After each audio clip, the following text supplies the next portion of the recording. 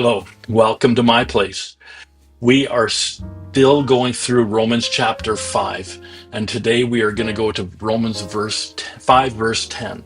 And it says this: For if, while we were enemies, we were reconciled to God through the death of his Son, much more, having been reconciled, we shall be saved by his life. Much more. While we were enemies, we were reconciled to God through Jesus' death. Wait, what? Yeah, we were reconciled before we ever accepted his salvation. But it gets better. It gets much more. Much more, having been reconciled, are we saved by his life. This is the message we are supposed to be preaching to the world. However, there are so many still out there who only preach hellfire and damnation. Yes, hell is real. Yes, damnation is a thing. But every single person that has ever been and ever will be has already been reconciled. The grace is there. It is ready to be accepted by everyone who wants it. People don't have to get cleaned up in order to find God and his salvation.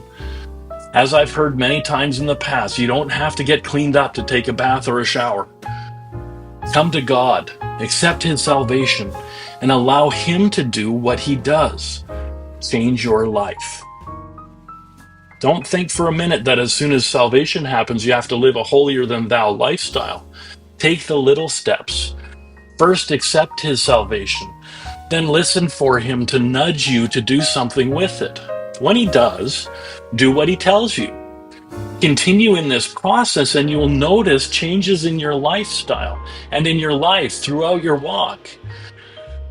He is not waiting for you to slip up so that he can kick you out. No. He reconciled you while you were his enemy. Then once you recognize what you have received, tell all others about it. Let's look at 2 Corinthians chapter 5, verses 16 to 18. It says, Therefore, from now on, we recognize no one according to the flesh. Even though we have known Christ according to the flesh, yet now we know him in this way no longer. Therefore, if anyone is in Christ, he is a new creature. The old things passed away, behold, new things have come.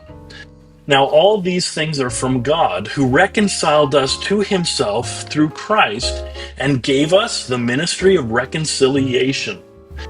Namely, that God was in Christ reconciling the world to himself, not counting their trespasses against them. And he has committed to us this word of reconciliation. Therefore, from now on, we recognize no one according to the flesh. We recognize them as reconciled.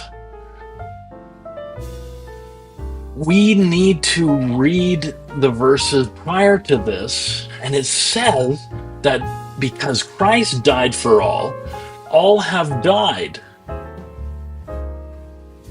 That means that every person can find their life in Christ.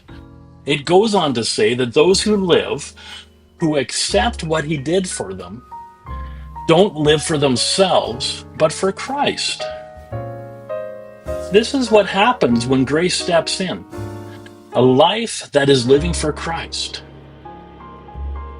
2 words. Much more.